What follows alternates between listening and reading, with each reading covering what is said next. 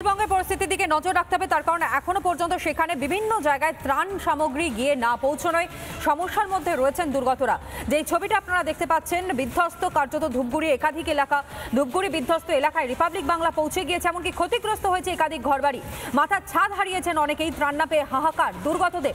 যেই ছবিটা এই মুহূর্তে আপনাদের সামনে আমরা তুলে ধরছি, অনুপম আমার সহকর্মী এই মুহূর্তে আমার সঙ্গে রয়েছে। অনুপম, একাধিক জায়গার ছবি আমরা দেখতে পাচ্ছি, কতটা সমস্যার মধ্যে এখনো পর্যন্ত সেখানকার বাসিন্দারা রয়েছেন তাও কার্যত স্পষ্ট হচ্ছে। অনুপম,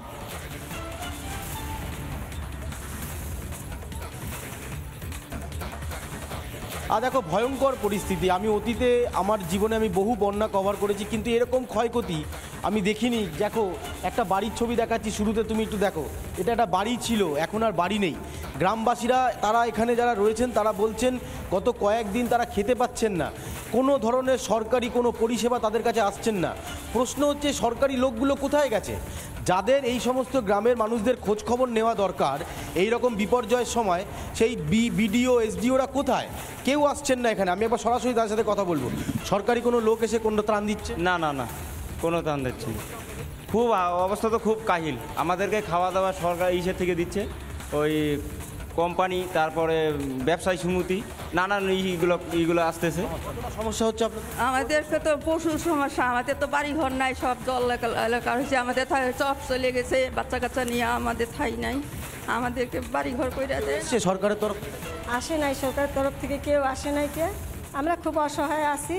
এখন মনে করেন যে আমাদের কি ব্যবস্থা করবেন আপনারা করেন।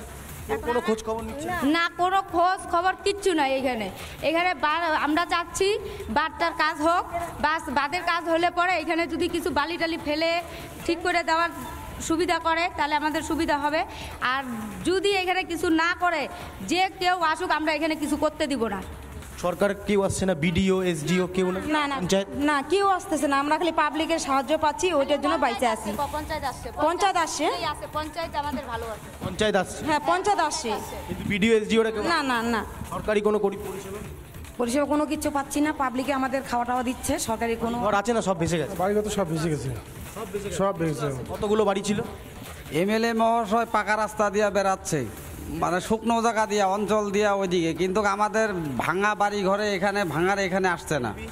এমপিও আসে না, কেউই না, সরকারি কোনো লোক এখানে এখানে আসে না। শুকনো জায়গা দিয়ে বেড়ায়। বাচ্চাদেরকে কোনো রকমে বার করতে পেরেছিলেন? হ্যাঁ, কোনো রকম খুব কষ্ট করে বের করছি। আমাদের কি বাচ্চাগুলো নিয়ে আমরা বাধা উঠছি, তাছাড়া আমরা কিচ্ছু নিয়ে যাই নাই, কিচ্ছু নিয়ে যাইনি। আর একটা বাহান নিয়ে ঘর কিচ্ছু নেই আমাদের, শুধু বাচ্চাগুলোকেই বার করছি। কি চাইছেন বলুন, এখন জোরে বলুন, কি চাইছেন?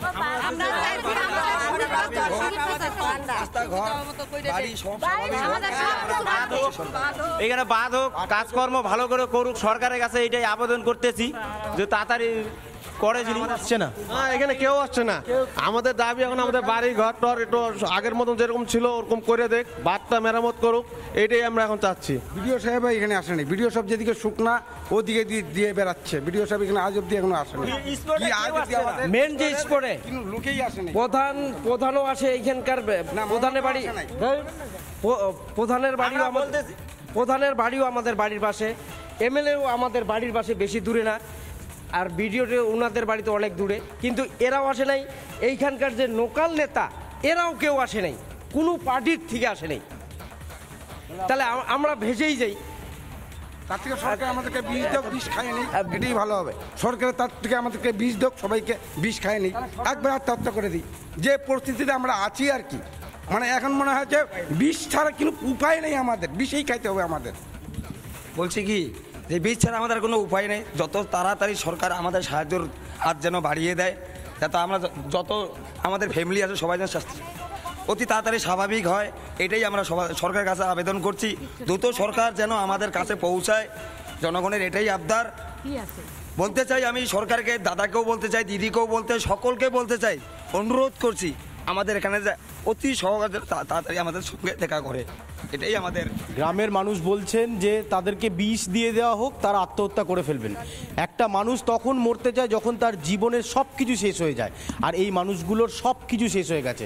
না আছে বাড়ি, না আছে ঘর, না এই মুহূর্তে খাওয়ার কোনো ব্যবস্থা। আর উদাসীন সরকার, সরকারের তো ভূমিকা থাকবে এখানে, যিনি লোকাল অ্যাডমিনিস্ট্রেশন চালাচ্ছেন তার তো একটা ভূমিকা থাকবে, তিনি তো খোঁজ খবর নেবেন।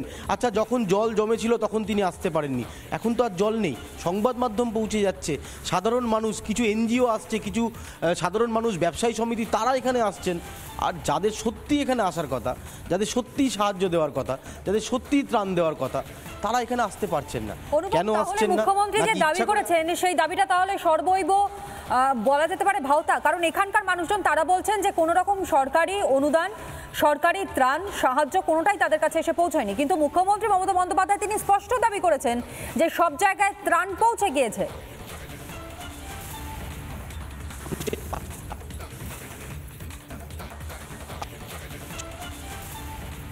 পাশে দাঁড়ানোর সময় এসছে, আর মানুষের কাছে দাঁড়াতে হবে, এই বার্তাই তারা দিচ্ছেন। ফলে সব মিলিয়ে এই অঞ্চলের মানুষ, এই গ্রামের মানুষের দুঃখ দুর্দশার কথাই এই মুহূর্তে গোটা গ্রামে বিভিন্ন জায়গায় শোনা যাচ্ছে।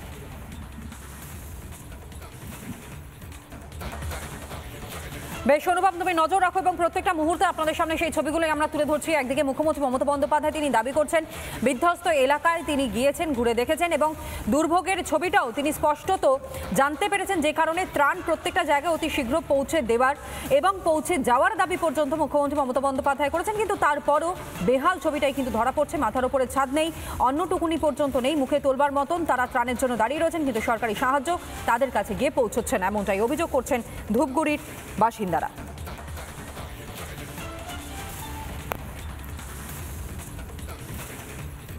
নানা ধরনের কন্টেন্ট দেখার জন্য লাইক করুন, শেয়ার করুন আমাদের ফেসবুক পেজ, সাবস্ক্রাইব করুন আমাদের ইউটিউব চ্যানেল। পাশাপাশি অন্যান্য ব্রেকিং নিউজের জন্য অবশ্যই চোখ রাখুন রিপাবলিক বাংলায়।